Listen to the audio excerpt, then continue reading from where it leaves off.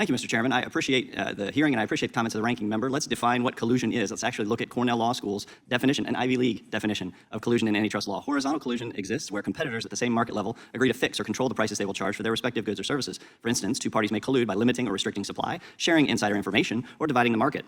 It's very clear that the 8 Ivy League member institutions have a long history of colluding with each other and other elite higher education institutions. Back in 1958, they formed a cartel called the Ivy Overlap Group that created a common formula for calculating financial aid packages to ensure that a student admitted to one or more of the overlap group institutions would pay the same maximum price to attend, regardless of the institution that they chose. The overlap group would accomplish this by sharing information and determining the maximum price that admitted students' families could afford to pay. Later, operating under a now expired antitrust exemption, many of the Ivy League institutions and other elite higher education institutions formed the 568 President's Working Group, which likewise created a common formula to ensure 568 PWG schools would not compete on price. So this behavior led to lawsuits and settlements against many of the Ivy League institutions. Dr. Cooper, does this cartel of elite higher education institutions have the ability to raise the cost for students and their families who are attempting to pay for college? Absolutely, Congressman. I believe the opaque financial aid system enables Ivy League colleges to charge much higher prices than they would be able to in a competitive market. There is a billion-dollar consulting industry that helps Ivy League institutions figure out exactly how much each family is able to pay and then charge that amount.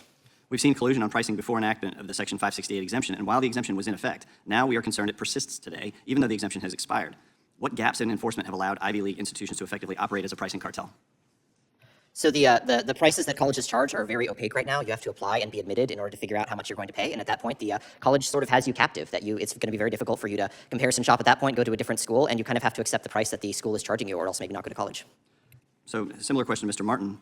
These institutions, through the Overlap Group and the 568 President's Working Group, used this common financial aid formula for decades to make sure they weren't competing on price. Do you think that these institutions could still be using that same revenue maximizing formula to calculate financial aid awards that they used while the exemption was in place? Well, that's the subject of an ongoing litigation in the Northern District of Illinois. And to put a finer point, I make no prejudgment as to what the outcome of that litigation would be. I only note that 12 of the 17 member institutions have settled it for a total of $320 million. It survived a motion to dismiss. It's gone on through discovery. And quite candidly, some of the documents in that case will be challenging for the remaining defendants. And if they are shown to be using the same formula, could that present significant antitrust issues? It could. There are substantial damages alleged in the case. Mr. Shih, Brown's estimated cost of attendance during the 25-26 academic year is $97,284 per year. That means Brown values a degree from its institution at almost $400,000. Do you think a degree from Brown is worth nearly $400,000? That's a very good question. I think that is that empirically it's just barely worth it. But I think that for the kids who it could help the most, that's too much for them to pay up front.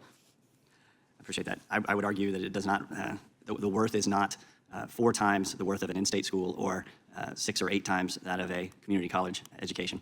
And with that, I would yield back.